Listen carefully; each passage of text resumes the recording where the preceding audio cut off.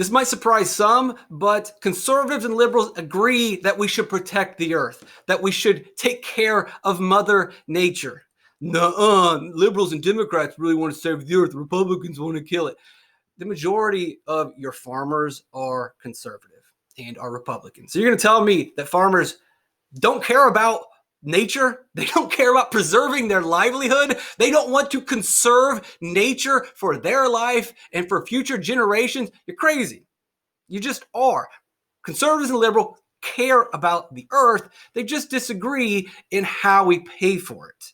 So once you get past that, you're really going to start understanding what this whole argument's about. It's not about Earth. It's about how do we pay to save the Earth. Now, Republicans are going to tell you, hey, it shouldn't be us. It should be the worst polluters, which Democrats will respond with, well, we are the worst. We pulled out of the Paris Agreements. We're not following the climate accords. We're the worst. We're the worst polluters in the world. And then you would ask them, well, have you read the actual climate accords? They'll say, yes, of course I have. What do you think of it? And then you say, really, have you read them? And they'll say, well, no, not really. I haven't sat down. Of course you haven't. If you actually read the Paris Agreement and the climate accords, you find out it's a bunch of ridiculous nonsense. Now, if you're not going to spend the time to go down and read it, check out Bob Murphy's video. My favorite part of it is where, to show you how ridiculous this agreement is, it's that, what did Pakistan agree to in this? Well, they said they're going to cut their emissions after they peak. That's the definition of a peak. When something peaks, then it falls, regardless of what you do. They're basically saying that we agree that at some point we're going to have lower emissions. They're not agreeing to anything. They're not committing to anything. So here's the strange thing. We pull out of the Paris Agreement, this thing that's supposed to save Earth, it's supposed to lower carbon emissions. We're not following it, and yet 2018-19, we're near the bottom. We have lowered our CO2. It's dropped. It's a miracle. It's magic. Or maybe it's witchcraft, whatever. But we got to follow the government. We got to follow the rules. We're not following the rules. How is this possibly happening? 2020, America's CO2 emissions are likely to drop another 10%. That's going to put us on target or better than where the Paris Agreement wants us to be. We have to follow the rules of the international global regime. We're not, and we're ahead of the game. Now, someone's going to say, well, that's because of COVID shut the economy down. COVID shut down the economy everywhere, and you know who's number one in lowering CO2 emissions? It's us. It's us. So guess what? We don't really need to follow the Paris Agreement. We're way ahead of schedule. We're doing really awesome without following some restrictions set up by an international global regime. International global mean the same thing. Yeah, whatever. How do we do it? It's not magic. It's not witchcraft. The overwhelming majority of that decrease, it's been because we're using natural gas. How do we get the natural gas? It's because of fracking. It's simple. It's cleaner. That's all there is to it. We didn't get ahead of the curve. We didn't do better than the rest of the world by listening to the world government. We didn't get there because of government intervention. We did not get there because of an international agreement. You know how we clean the earth? You know how we save the earth? You know how you did it? It was the free market found a solution, and that solution was fracking. The government didn't invent fracking. The government tried to prevent fracking. The government didn't want us to use natural gas, but you, the consumer, wanted it. The producers wanted it, and now we have natural gas. Now the earth is cleaner. Fuel prices are lower. Everything is awesome. And then you look at the guy who's in charge, and he was against fracking. And not only was he against the thing that saved us, but now he's lying about it. That's CNN. Gotta always trust CNN. All right, so we got another problem ahead of us. When Corona ends, the world's going to get back and the economy's going to start moving again. And yeah, we're going to start polluting and we're going to cause higher CO2 emissions. But don't worry, there's a plan. We can stay ahead of this. We can continue to lower our CO2 emissions without government intervention. You know how we can save the earth? The same way we saved the earth over the last 4 years. Keep using pipes, running pipes throughout the nation, expand natural gas to places that weren't using it before. And as we do that, we'll continue to lower emissions. Follow natural gas. In the future, we can use nuclear, whatever, but it's really simple. You want to lower CO2 emissions so that we hit the 2025 goal? Just expand natural gas throughout the United States. Run more pipeline. And then, of course, the first thing that the guy's going to do is stop running more pipeline. You can't make this up. I know someone's going to say, well, come on, man. The Keystone Pipeline is actually for crude oil. I get that. I understand it's a different type of fuel and a type of energy source. But what we're talking about is a philosophy. The philosophy of being against natural resources. The philosophy of being against natural gas. being in opposition to nuclear power and chasing this fantasy ideology of green renewable energy. Maybe in 100 years it's there, but it's not here today. And chasing that ideology will be detrimental. And there's no way that we hit the 2025 goals if we continue to chase the fantasy. We'll go over that in a second, but we got to get back to who pays for it. But first, let's just make sure we focus on this philosophy idea. Because I know, like, well, the Keystone Pipeline is crucial. I get it.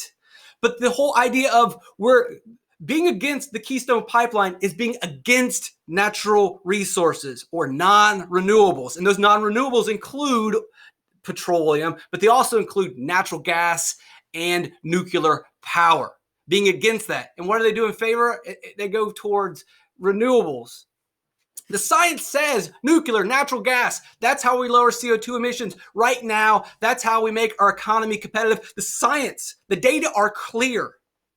Anyone who wants to trust us, but we're not trusting the scientists. We're not trusting the scientists. We're not going to run the pipelines over the next 4 years. We're not going to hit the goals. Why? Why would we do it? Because we're fattening up the pockets of the people that own stock in renewable industries.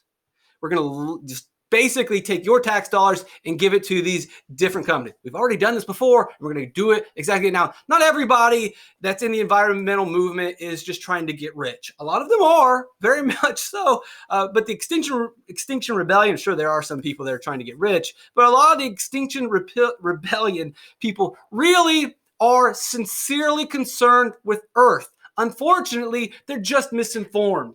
They're drunk on their ideology. They're Don Quixote chasing windmills. They're looking for some battle, some dragon to slay. And they have biased analysis. Maybe they've done the research, but only in their silo. And so you kind of feel sorry for them, if anything. But at least they're better off than the people that are just trying to get money. You can look at Michael Schellenberg talks about this. Now, speaking of Michael Schellenberg and Steven Pinker have done a tremendous amount of work. There's tons of people done work on nuclear energy. Nuclear energy is the answer. That's how we lower CO2 emissions. That's how we make our economy competitive. That's how we make our economy innovative. That's it. Read those books. You don't have to read the book. Just read the chapters of those books. Why do I pick those guys? Because they're liberal, Democrat, progressives. And they trust the science, right? I'm not picking some crazy whack extreme right or extreme left. These are widely acceptable, widely respected, liberal progressives telling us nuclear is the answer. Trust the science. And if you want to see scientific data, just go into Enlightenment now. It's not, he's the king of charts and data. Back to the point, who's going to pay for it? Republicans don't really have an answer. Unfortunately, they just don't want to pay. Unfortunately, Democrats and liberals do have an answer, and it's going to be you, the poor and the middle class. You're going to foot the bill for saving the earth. We got to save the earth. Everyone agrees. Who's going to pay for it? The poor and the middle class. Wait, what? Yes, that's how it works. So we look at the new Department of, she's been nominated, I think, not officially. The rumor is it will be Jennifer Granholm is going to be the head of the Department of Energy. Now, before we do that, can we talk about the logo for the Department of Energy? Can we sign up at $5 Buy a real logo. This thing looks like it was drawn by a kindergartner. All right, so when Jennifer Granholm was the governor of Michigan, she passed a clean energy bill that mandated that 10% of all energy must be renewable. By law, if you buy energy, if you produce energy, 10% has to be renewable. You do not have a choice. Producers, no choice. Consumers, no choice. You are forced by law to do this. Now, let's take this to another field and understand. Imagine you own a pizzeria and they pass a clean pizza law that says that by law, you have to use a specific recyclable cardboard for your pizza boxes. You can't choose any pizza box you want. You have to buy the specific type of pizza box. So now that your choice has been lowered, your prices more than likely are going to go up. Now, how does the pizzeria make up for this increased cost? Because there's been a law that forces them to buy a specific type of pizza box. They can't buy the cheap ones anymore. They have to buy the specifically mandated by the government pizza box, which has increased their cost. What happens when you increase the cost on the pizzeria? Well, of course, they're just going to pass that on to the consumer. So when you increase costs on the energy company, who's going to pay for this mandate? The government acts like we magically are doing renewables. We've done this miracle. No, there's no miracle. You're making people pay for energy. And it's not just, there's problems with this. Let's go into this. And if you watch Planet of the Humans by Michael Moore, maybe you don't like Michael Moore. I like Michael Moore. I'm sorry. I'm not going to apologize for that. It's a very interesting movie. You should watch it. And in it, there's a moment where they go to Lansing, Michigan, Jennifer Granholm's state, and they're going to this solar array, and they find out that these solar panels, they only operate on 8% efficiency. 8%. 8. Not 50, not 25, definitely not 8% efficiency. The renewables are not efficient. But worse than that, you're being forced to buy something that doesn't work. If something was 8% efficient, if you had to look at it from a binary lens, if something is 8% efficient, does it work or does it not work? It doesn't work. And you, because of Jennifer Granholm, are being forced to buy something that doesn't work. You have a choice in a normal economy, in a free market. Which one do you buy? The 100, well, I don't know if nuclear is 100%, but it's a lot closer. The nuclear power, or are you going to buy the 8% efficient? Of course, it's not even a choice. Give me the nuclear power. If I'm going to buy energy, I'll buy it from the nuclear. No, you're going to be forced to buy this. And when you buy this, guess what comes in return? Basically nothing. You're being forced to buy this renewable energy that translates to nothing. So not only are you having to pay for this renewable, but then you're also having to pay for the regular energy on top of it, right? 10% has to come from these guys. So you're basically paying 10% for nothing. And then you pay another bill, technically, to the regular power source. They're simply just robbing you to give money to inefficient companies. They're not doing anything amazing. Let's look at it this way. So the Indiana-Michigan Power Company, when they can be efficient by using nuclear or natural gas, the more efficient they are, they can lower the cost of production. And as they lower the cost of production, they can lower the price to consumer and you save money. That's what happens in any industry, in any field. Companies are always trying to be leaner. They're trying to cut costs, find better ways to do things. If they can be more efficient, they can lower prices, makes them more competitive and more appealing or attractive to consumers.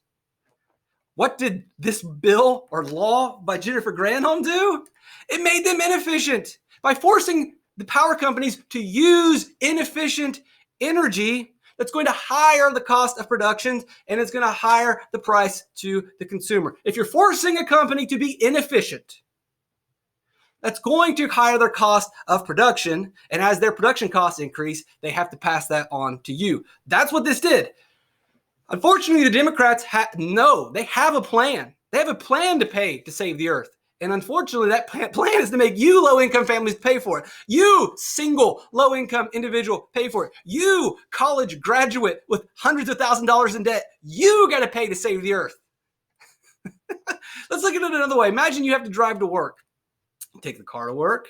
Maybe take public transit to work. Either way, maybe one's faster, one saves you more money, maybe one's a little bit more efficient than the other. It's debatable whether you want to take public transit or if you want to take a car. But you know what? You, the private consumer, would never choose. You wouldn't choose to take the bus that gets you 10% of the way there, and then you got to pay for another ticket to get the rest of the way there. It's inefficient, it takes up more time, and it more likely costs you more money. You would never choose the 10% green option. You would never pick that.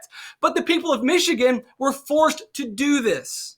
And why were they forced? Because the governor signed it into law. And while she parades around saying, I'm green and I'm saving the earth, you're doing nothing. You're just making people pay more money and give it away to inefficient, unproductive companies. No one in the free market. Sure, when the green bus can get you there all the way, then the consumer will consider it. But until then, it's the natural gas bus or it's the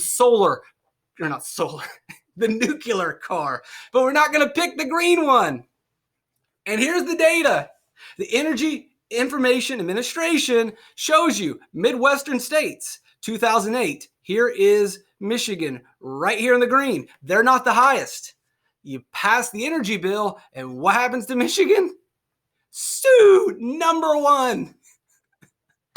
You can't make this stuff up. She's going to be the federal United States head of the Department of Energy. What did she do in Michigan? She just taxed the people, stuck it to the people, forced them to pay for inefficient solar, wind, water energy. You can't get around it. She passed the law and basically taxes the people. The people are going to pay for this. Unfortunately, the people that can't afford to pay for this. The people, low income, middle income families can't afford these bills. You know who this doesn't hurt? The ruling class, the elite, the professional class, people making $150,000 or more, $200,000 or more. Oh yeah, you're gonna make me pay $120 instead of $100 on my energy bill? That's fine. It doesn't hurt them, but the single mother, the struggling mother, the low-income family, the college kid who can't even afford his own place, that's sharing a room, that's subletting, they can't afford this increase. Sure, that kid that just graduated college would love to save the earth, but why are we making him pay for it? Sure, that single mother cares about the earth, but why are we making her pay for it? She's got other bills to pay for. The struggling low-income family in the inner city, we're going to make them pay for it, but that's what that Michigan law did. That's what the green energy plan is. That's exactly what's going to happen. The Democrats agree. So do Republicans. The question is, who pays for this thing? You know who pays for it? It's low income. It's middle income. This is not going to hit the wealthy. This is not going to hurt the elite. This is not going to hurt the ruling class. Low income families, middle income families are going to have to pay the bill to save the earth. Coronavirus has made things worse because the government decided to shut the economy down so people don't have jobs, and they haven't paid their electric bill in months already. That's another problem that's not going to magically go away. Those electric bills have to get paid. Who's going to pay for the electric bill that hasn't been paid in 2020, the last 9 months, 10 months? And they're going to kick the can down further down the road. And there's going to be, well, you don't have to pay your electric bill until 2021 maybe, or 2022. At some point, it's got to be paid for. Energy's not free. Who's going to pay for that electric? Well, it's going to be two ways. It's going to be raising taxes to pay for the debt we accrue by not paying for low-income families, people struggling, not paying their energy bill. So guess what? Who's going to pay that? Low-income families, middle-income families. Does that tax really hurt the elite, the rich, the ruling class? No, it doesn't. So who, again, is going to be forced to save the earth? What else can do? They'll raise the rates. How do we make up for people not paying their energy bill for a year? I guess we'll just charge them more. Who's going to be hurt more by that? Low-income families, middle-income families. You are the one that's going to be forced to save the earth. There's nothing wrong with saving the earth. But why are the people in the worst position possible being forced to do it? And when the governor takes over the Department of Energy, we already saw what her answer was in Michigan. Her answer was, we're going to go green and we're going to make the poor pay for it. Jennifer Granholm's plan in Michigan was, we're going to go green and we're going to make the middle class pay for it. We're going to hurt the people who are the least fortunate. We're going to make the people that can't bear the burden bear the burden. What do you think she's going to do when she takes over the Department of Energy for the federal government? Who's going to pay? You think something's just going to wake up one day and say, you know what? Maybe we should make the corporations pay, even though they're not going to pay. Maybe we should make the ruling and the elite pay for it and then spare. It's not going to happen. We already can see based on the track record who's going to pay for this thing. They're laughing at you. They are absolutely laughing at you. And it's not just that. You can look at some more. So there's the Rasco fiasco under Jennifer Granholm. An investor goes to her and says, I'm going to set up this energy company in Flint, Michigan and create all these jobs. And so Jennifer Granholm and her executive branch agree and basically give this guy $9 million in tax incentives, in tax breaks. Well, there's a problem. When he goes on TV and does a press conference, it just so happens that his probation officer is watching. I'll repeat. When the Rasco, I think his name's Schmidt, appears on TV with Granholm, announcing the deal with Granholm and the state of Michigan, his probation officer is watching. Turns out this guy was on parole for embezzling funds. And Granholm and her executive branch didn't vet him whatsoever. They didn't look into any records. They just gave this guy a $9 million tax break. She's now in charge of the Department of Energy. What in the world? Worse than that, if they just would have looked a little bit, they would have noticed that this guy was not living in a mobile home, but he was renting a room in a mobile home. You're going to give that guy a $9 million tax break? A tax incentive? You think he's going to create an industry in Flint? Now, no offense to people that live in mobile homes, and no offense to people that rent rooms in mobile homes, but you probably shouldn't get a $9 million tax break from the governor. I'm sorry, no offense, but you probably don't deserve that.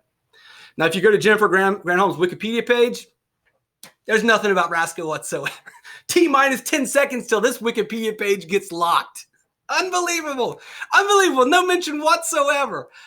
All right, so what else is really going on? Well, what she's basically doing is just going to take your money and give it to these green energy companies, and this is happening. You can look. There's a list of these green energy companies and green innovative companies that Michigan gave giant tax breaks, tax incentives, which simply is your money. When you give these tax incentives or tax breaks, that's money that would have been for you or was your money. These freebies, and they all either go bankrupt or they don't fulfill any of the promises whatsoever. Complete disaster. You can look and see as she chases her green ideology at the expense of the taxpayers, and they get they get the money. So regardless if they saw anything, they did well. You got screwed, Michigander. And what about her? Well, she goes on to get a TV job on Current TV. If you remember Current TV, who ran Current TV? You guessed it, Al Gore. It's all coming together now, isn't it? All right, so what else can we say about Granholm? I mean, basically what they're doing is just taking your money and lighting it on fire. That's what they did in Michigan. She gave all these tax breaks, tax incentives beyond the Rasco fiasco and these other companies, or if you just look at the energy rate increases, they're just taking your money and lighting it on fire and not benefiting anyone. So what do you think she's going to do when she takes over the Department of Energy, not education? Oh, by the way, we're in the middle of a lockdown, a giant pandemic, and everybody's poor, and yet our government's probably going to follow an energy policy which is lighting money on fire. Well, they're not going to do that. What did Michigan do when Granholm was governor? They simply took the taxpayers' money and lit it on fire. What did they produce? A solar farm in Lansing that is 8% efficient?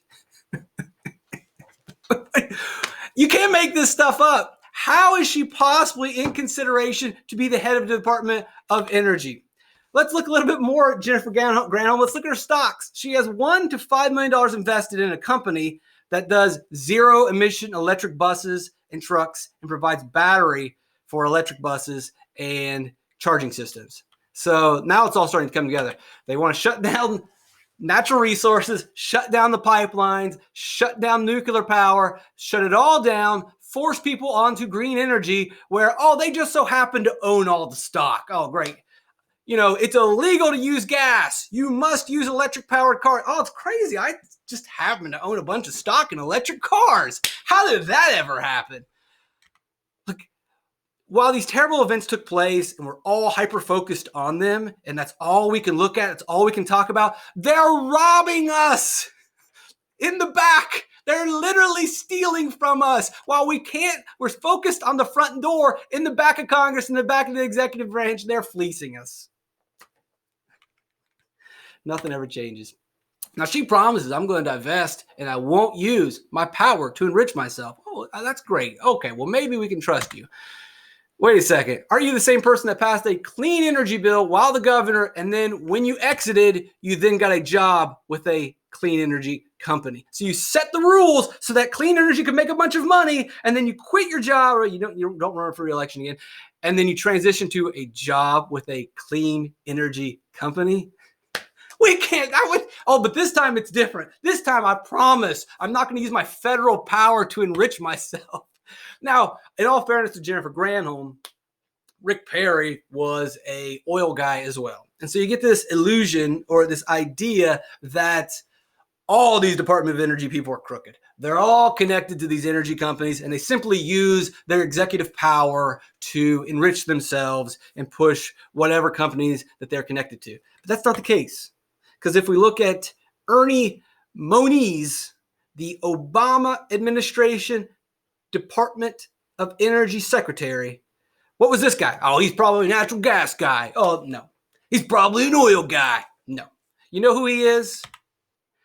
He's a physicist from MIT. Imagine that. The Department of Energy under Obama was headed by an actual scientist. We're talking about energy. Who do you want in charge of energy? Do you want a politician? Or, I don't know, maybe an actual scientist?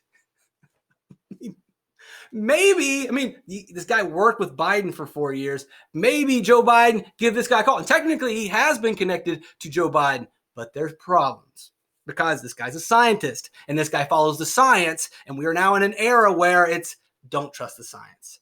This guy would be a great pick. Let's look.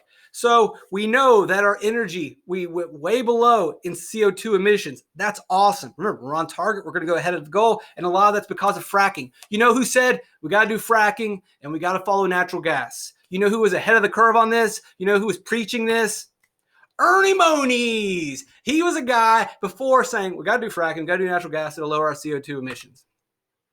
So you know why he knew that? Because he listened to the science, because he is a scientist. He's not a politician. He doesn't get paid to go on TV and talk for 2 seconds and shout at people. It's an actual guy who understands the scientific method. But unfortunately, we have the Democrat Party wants to crush Ernest Moniz. They are offended. They're shocked that Joe Biden would even consider him. They hate that Joe Biden has been talking to Ernest Moniz over the last year.